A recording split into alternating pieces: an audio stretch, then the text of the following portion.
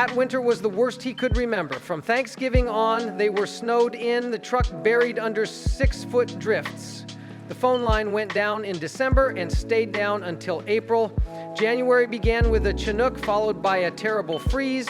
The next morning, a 3-inch crust of ice covered the snow. On the ranches to the south, cattle crashed through and bled to death, kicking their way out. Deer punched through with their tiny hooves and suffocated in the deep snow beneath. Trails of blood veined the hills. In the mornings, he would find coyote tracks written in the snow around the door to the crawl space, 2 inches of hard wood between them and all his winter hoard, hanging frozen beneath the floorboards. He reinforced the door with baking sheets, nailing them up against the wood and over the hinges.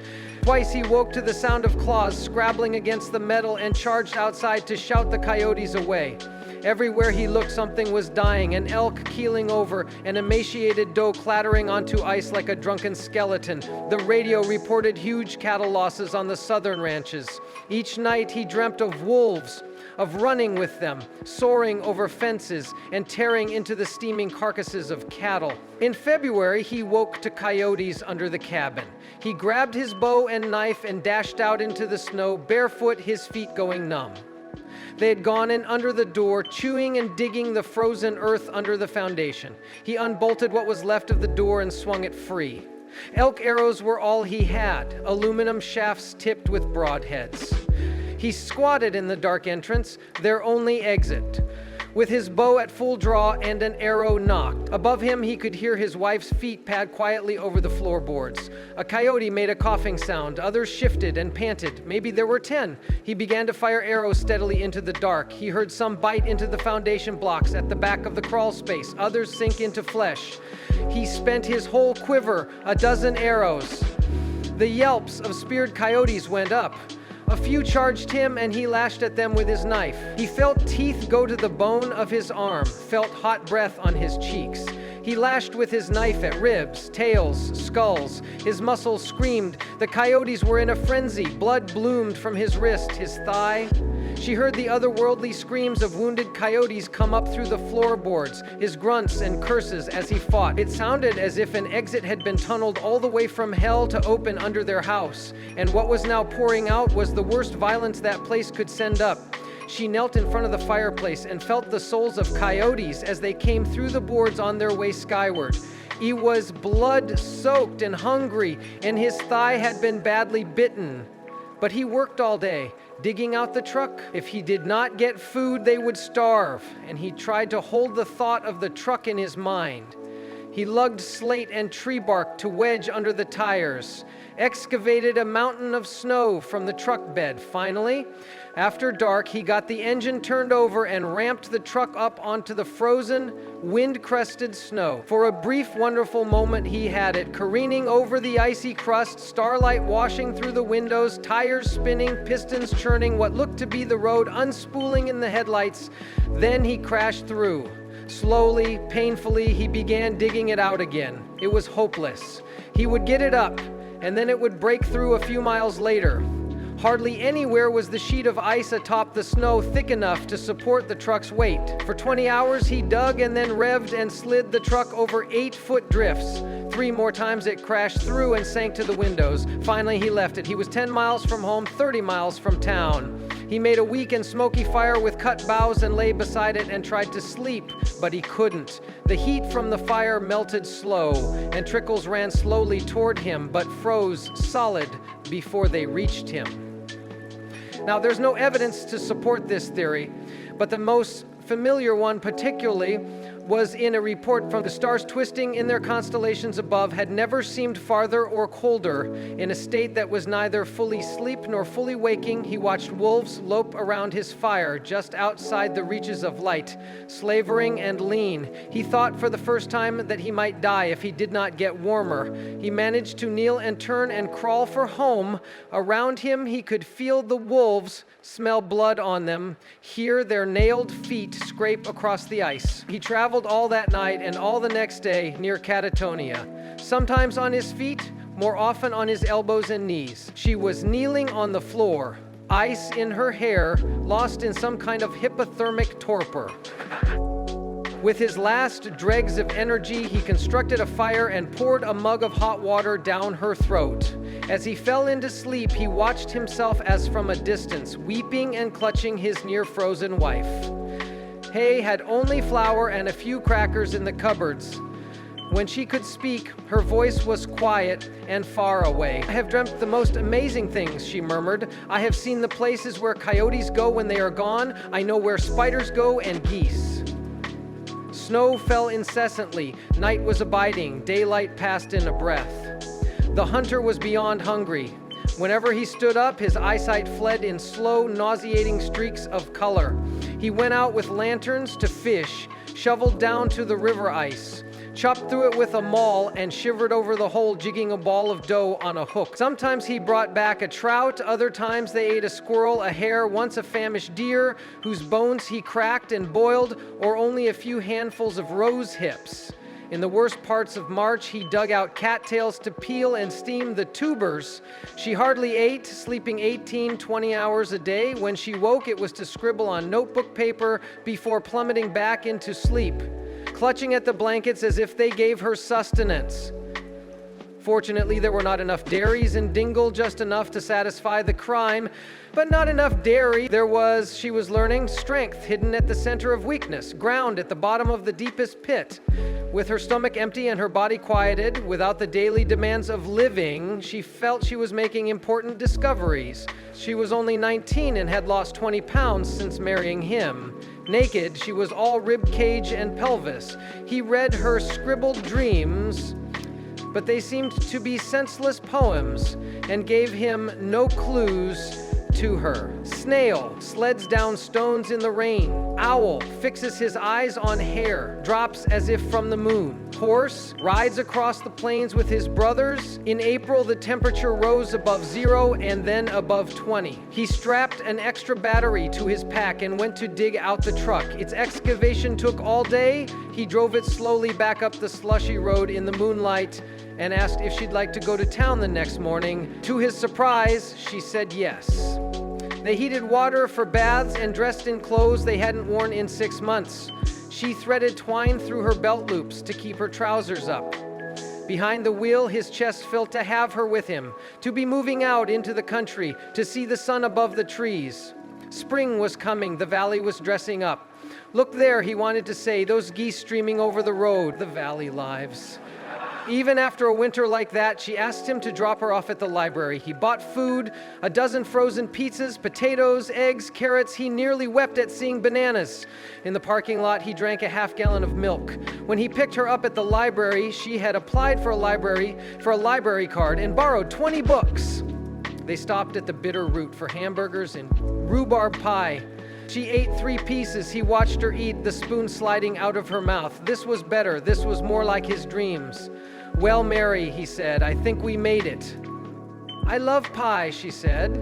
Soon as the line was repaired, the phone began to ring. He took his fishing clients down the river. She sat on the porch reading.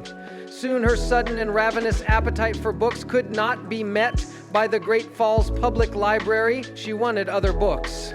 Essays about sorcery, primers on magic, conjury that had to be mail-ordered from New Hampshire, New Orleans, even Italy. Once a week, the hunter drove to town to collect a parcel of books from the post office Arcana Mundi, the Sears Dictionary, paragon of wizardry, occult science among the ancients. He opened one to a random page and read, "Bring water, tie a soft fillet around your altar, burn it on fresh twigs and frankincense." She regained her health, took on energy, no longer lay under furs dreaming all day. She was out of bed before he was, brewing coffee, her nose already between pages. With a steady diet of meat and vegetables, her body bloomed, her hair shone, her eyes and cheeks glowed. How beautiful she seemed to him in those few hours he was home. After supper, he would watch her read in the firelight, blackbird feathers tied all through her hair, a heron's beak hanging between her breasts. In November, he took a Sunday off and they cross-country skied. They came across a bull elk frozen to death in a draw. Ravens shrieked at them as they skied to it. She knelt and put her palm on the leathered skull. "There," she moaned. "I feel him." "What do you feel?" he asked, standing behind her. "What is it?" She stood trembling. "I feel his life flowing out," she said. I see where he goes, what he sees. But that's impossible, he said. It's like saying you know what I dream. I do, she said. You dream about wolves. But that elk's been dead at least a day. It doesn't go anywhere. It goes into the crops of those ravens. Could she tell him? How could she ask him to understand such a thing? How could anyone understand? More clearly than ever, she could see that there was a fine line between dreams and wakefulness, between living and dying, a line so tenuous it sometimes didn't exist. It was always clearest for her in winter. In winter, in that valley, life and death were not so different. The heart of a hibernating newt was frozen solid, but she could warm and wake it in her palm. For the newt, there was no line at all, no fence, no river Styx, only an area between living and dying, like a snowfield between two lakes. A place where dreams and wakefulness met, where death was only a possibility and visions rose shimmering to the stars like smoke. All that was needed was a hand, the heat of a palm, the touch of fingers. Hat, February, the sun shone during the days and ice formed at night.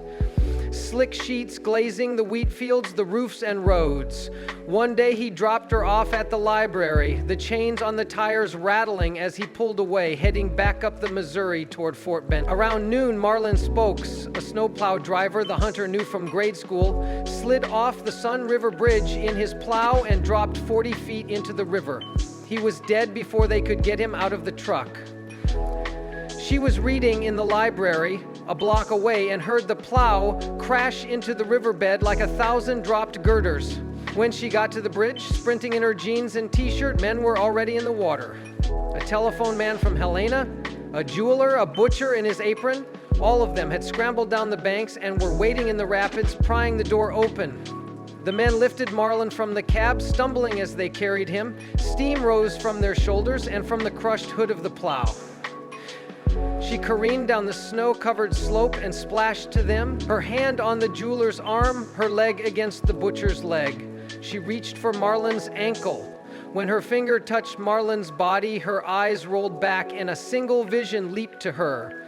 Marlin Spokes, pedaling a bicycle, a child's seat mounted over the rear tire with a helmeted boy, Marlin's own son, strapped into it. Spangles of light drifted over the riders as they rolled down a lane beneath giant, sprawling maples. The boy reached for Marlin's hair with one small fist. In the glass of a storefront window, their reflection flashed past.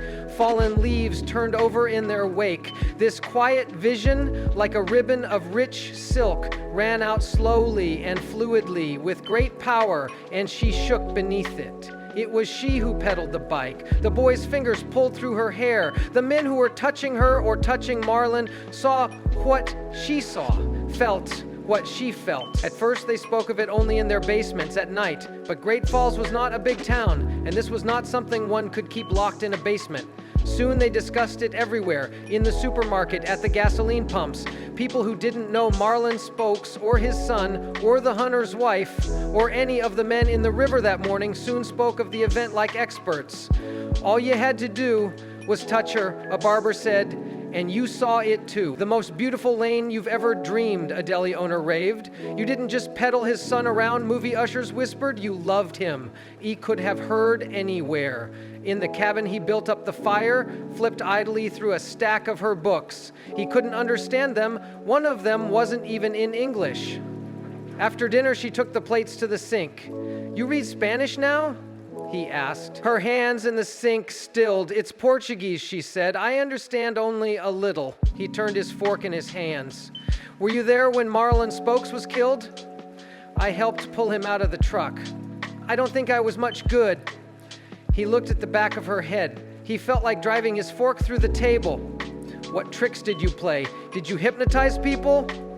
Her voice came out furious. Why can't you? She began, but her voice fell off. It wasn't tricks, she muttered. I helped carry him. When she started to get phone calls, he hung up on the callers. But they were relentless. A grieving widow, an orphan's lawyer, a reporter from the Great Falls Tribune.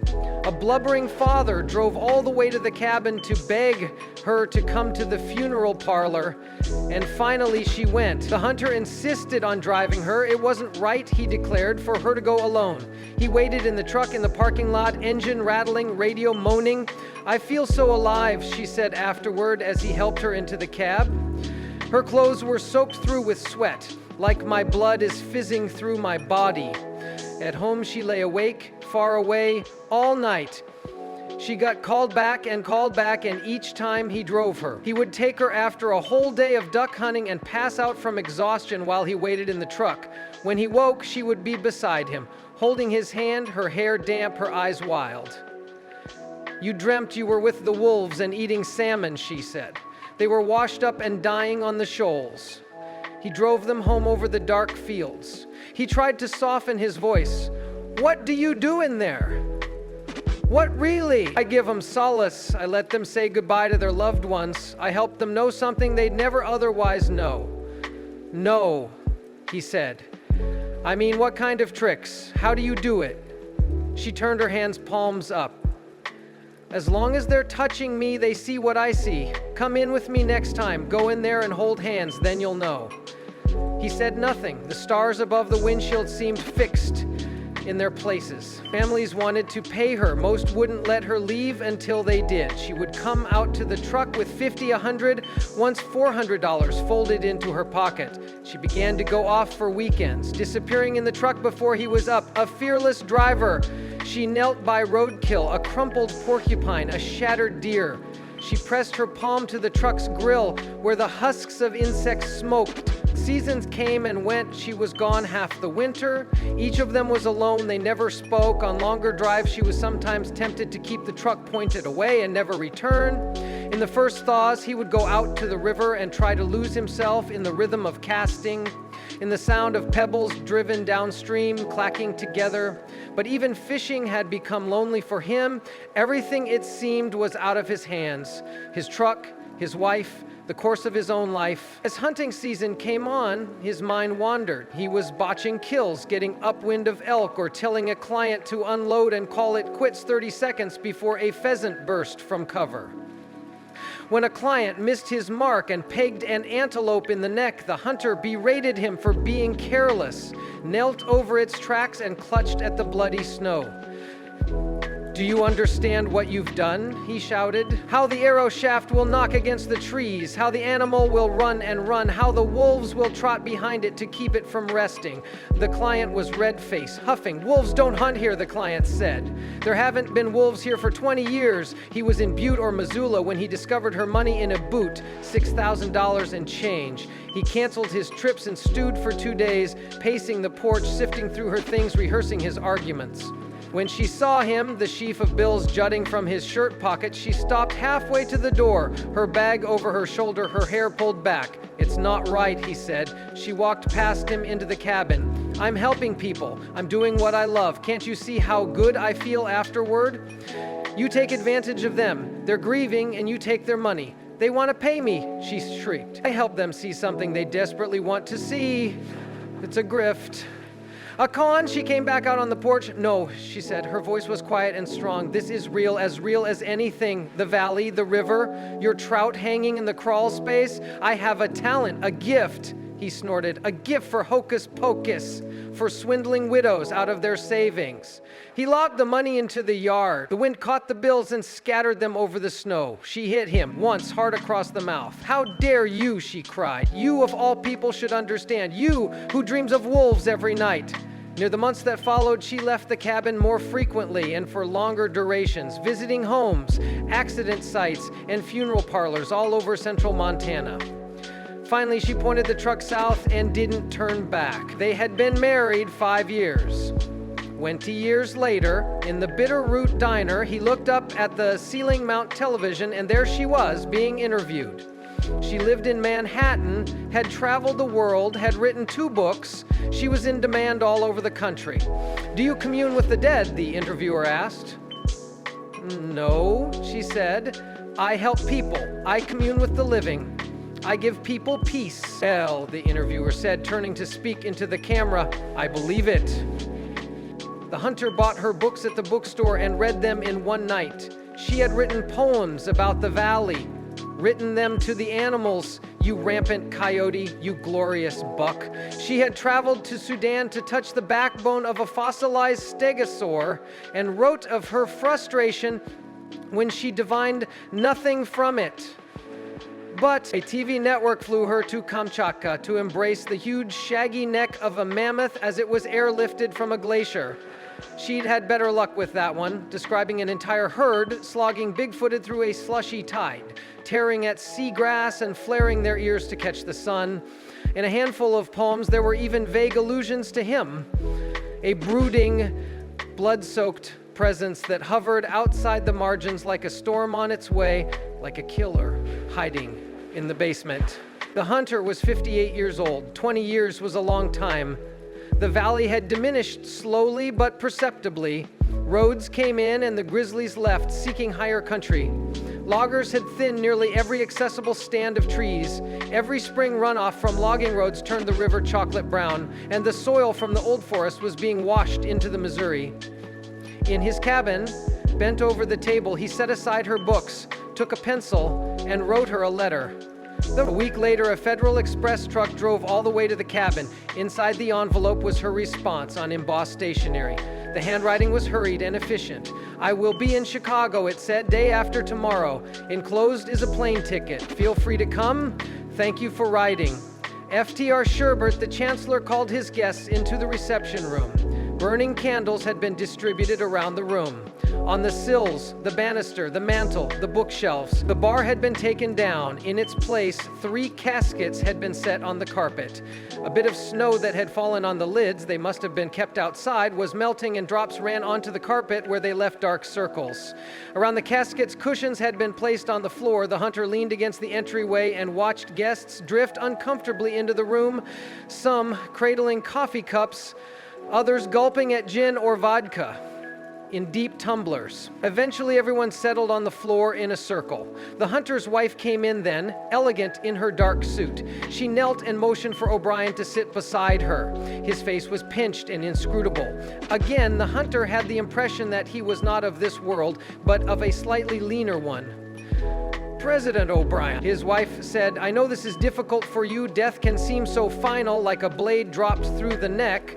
But the nature of death is not at all final. It is not some dark cliff off which we leap. I hope to show you it is merely a fog, something we can peer into and out of, something we can know and face and not necessarily fear.